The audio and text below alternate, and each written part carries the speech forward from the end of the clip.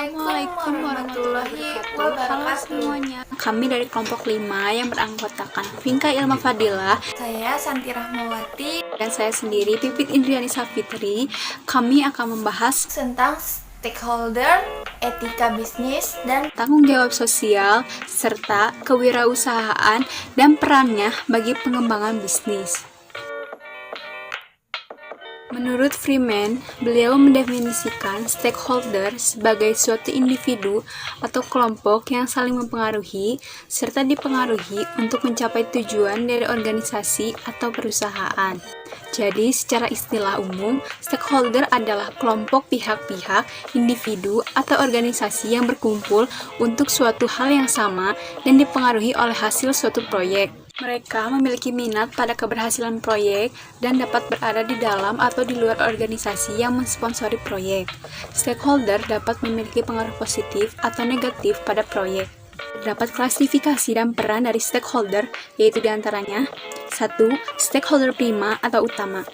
Stakeholder prima atau utama ini merupakan stakeholder yang dalam menjalankan perannya langsung dan erat hubungannya dengan pengambilan kebijakan, proyek, serta program yang akan dipilih.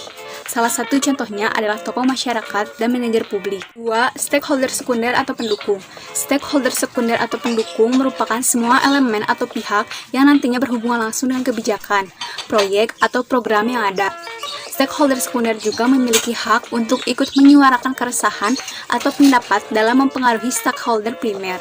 3. Stakeholder kunci. Stakeholder kunci merupakan salah satu bagian yang sangat eksklusif yang didasarkan pada tingkatannya serta memiliki hak dalam pengambilan keputusan serta kebijakan. Stakeholder juga memiliki fungsi dan perannya, yaitu diantaranya 1. Pemilik atau pemegang saham.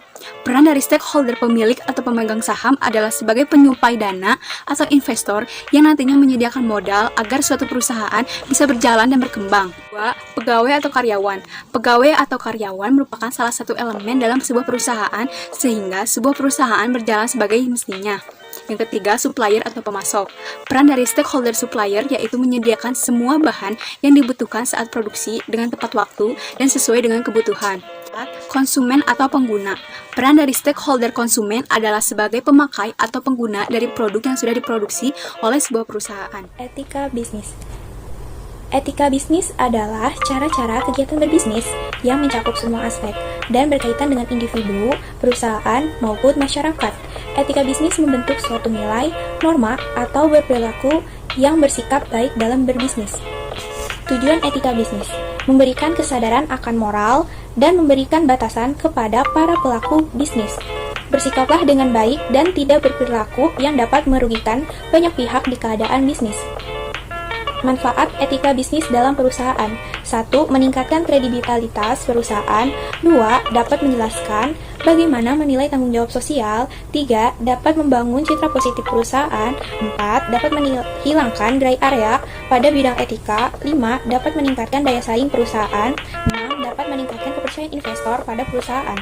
Prinsip etika bisnis: memiliki kejujuran saat bersikap dan berkomunikasi, memenuhi janji dan komitmen, mempunyai integritas, mempunyai loyalitas. Manfaat adanya tanggung jawab sosial perusahaan melalui CSR. 1. Mendapatkan izin untuk beroperasi. 2. Memperluas akses. 3. Mendirikan hubungan. 4. Mengembangkan produktivitas. 5. Mendapat penghargaan.